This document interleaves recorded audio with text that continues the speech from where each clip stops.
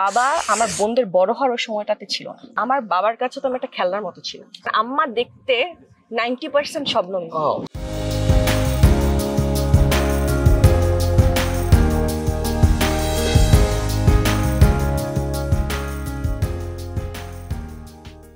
তোমার বাবার সাথে তোমার বন্ডিংটা আমার কাছে মনে হয়েছে যে বাবা মেয়ের সম্পর্ক তো অনেক আছে, এটা বোধহয় একটু আলাদা।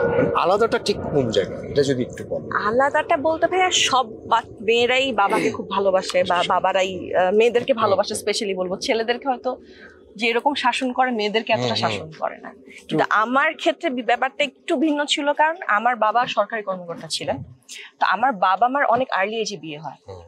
আব্বু আম্মু যখন বিয়ে হয় তখন আব্বু মেডিকেলের সেকেন্ড ইয়ারে পড়ে আর আম্মা জাস্ট ম্যাট্রিক পরীক্ষা শেষ করলো। তো আম্মার ইন্টারমিডিয়েট দিতে দিতে আমার বড় বোন হয়ে যায়। আচ্ছা, এর পর আম্মা হচ্ছে গিয়ে গ্রাজুয়েশন শেষ করে আম্মা জয়েন করে আইসিডিডিআরবিতে, আর বাবা তো এমবিবিএস শেষ করে বিসিএস দিয়ে সরকারি চাকরি। আমার মেজো বোন যখন হয় তখন আমার বাবা অনেক ইয়াং, আমার বড় বোন যখন হয় তখন আমার বাবার বয়স হয়তো 23-24 এরকম, অনেক ইয়াং। তো আমার দুই বোন বড় হয়েছে আমার নানা নানির কাছে। আমার নানা বাড়ি হচ্ছে মতলবে চাঁদপুরের, দাদা বাড়ি নানা বাড়ি দুটোই ওখানে। তো আমার নানা মতলব যে হাই স্কুল ওটা হেডমাস্টার ছিলেন। তো এই জন্য আমার বাবা মার জন্য এটা ইজি ছিল যে আমার বোনরা আমার নানা বাড়িতে থাকলে, কারণ টিচার পড়াশোনা যেহেতু বাসায় একটু লেখাপড়ার পরিবেশ ভালো। আর আমার খালা মামারা থাকলে তাই যেটা হয় আর কি, খালা মামারা তো এমনি বাচ্চাদেরকে আদর করে। তো আমার বাবা আমার বোনদের বড় হওয়ার ওই সময়টাতে ছিল না। আর আমার মাও ভীষণ ব্যস্ত ছিল, যেহেতু আমার মা আইসিডিডিআরবিতে কাজ করতো। দুজনেই তো ছোট, দুজনেই তাদের ক্যারিয়ার গড়ছিল, আমার বোনরাও বড় হচ্ছিল। আম্মা প্রায় 12 বছর আইসিডিডিআরবিতে কাজ করার পর হঠাৎ করে ডিসিশন নেয় যে সে আর চাকরি করতে চায় না। কারণ ততদিনে আব্বুরও চাকরির অনেক বছর হয়ে গেছে। তখন আব্বু বললো ঠিক আছে, তুমি যদি না চাকরি করতে চাও তুমি চলে আসো আমার যেখানে পোস্টিং। তখন আব্বুর পোস্টিং ছিল হচ্ছে সুনামগঞ্জে, সিলেটের। তো আম্মু সিলেটে সুনামগঞ্জে যাওয়ার পর ওখানে আমার জন্ম।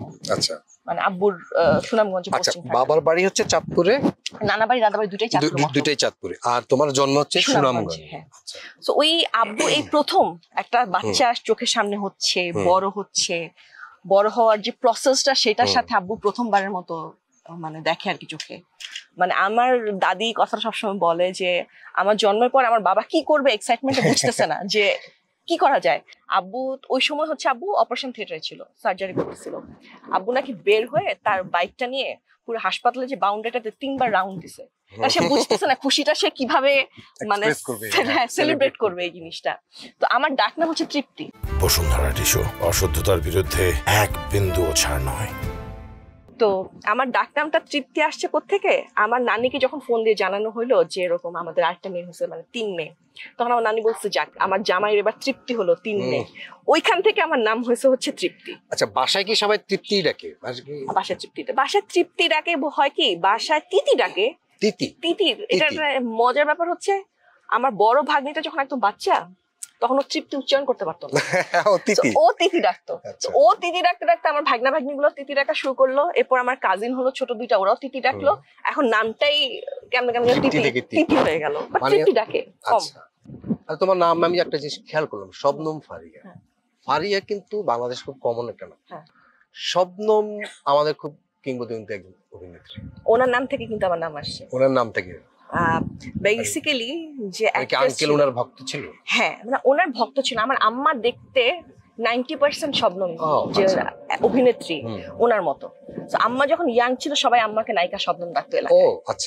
আব্বু মতো অ্যারেঞ্জ ম্যারেজ, তো বিয়ের আগে তো আব্বু দেখে নাই।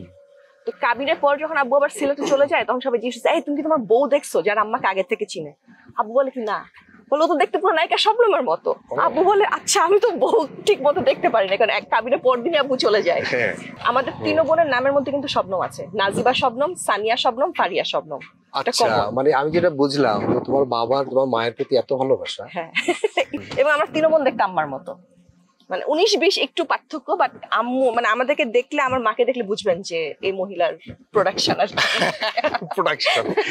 আচ্ছা, কিন্তু তুমি কিন্তু ওইটা বললা না, কিন্তু মানে তোমার বাবার সঙ্গে তোমার যে বন্ডিংটা কি তোমাদের 3 বোনের মতো তোমার সাথে বন্ডিংটা বেশি, এরকম ব্যাপার কি? আমার সাথে বন্ডিংটা বেশি হচ্ছে, আমাকে আমার বাবার কাছে তো আমি একটা খেলনার মতো ছিল। আচ্ছা, মানে আমার বাবা এমন কিছু নাই আমাকে শেখানোর চেষ্টা করে না। নাচ গান আবৃত্তি ছবি আঁকা একটা বাচ্চাকে সর্বোচ্চ যা করানো যায় আর কি সব। কারণ ওই আমার বোনরা তো বড় হচ্ছিল, যখন আমার বড় বোন আমার 16 বছরের বড়, আর আমার মেজো বোন আমার 12 বছরের বড়। আচ্ছা তো এই জন্য হচ্ছে কি আমার বোনদের কাছে আমি একটা খেলনা টাইপেরই ছিলাম, মানে ওরা এত ছোট বাচ্চা এটাকে কি করবে ওরাও বুঝতো না।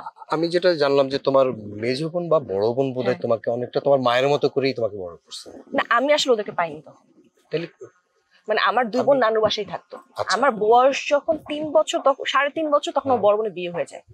আচ্ছা সো আমার দুলা ভাইরাও আবার আমার জীবন খুব সিগনিফিকেন্ট একটা রোল রোল প্লে প্লে, মানে যেহেতু আমার ভাই নাই, সো আমার 2 দুলা ভাই একদমই, মানে আমার 2 দুলা ভাইকে আমার কখনো মনে হয় না যে ওরা দুলা ভাই, মানে ইনলজ মনে হয় না। না। কারণ আমার বড় হওয়ার সময় থেকে যত স্মৃতি সব স্মৃতিতেই আমার 2 দুলা ভাই ছিল।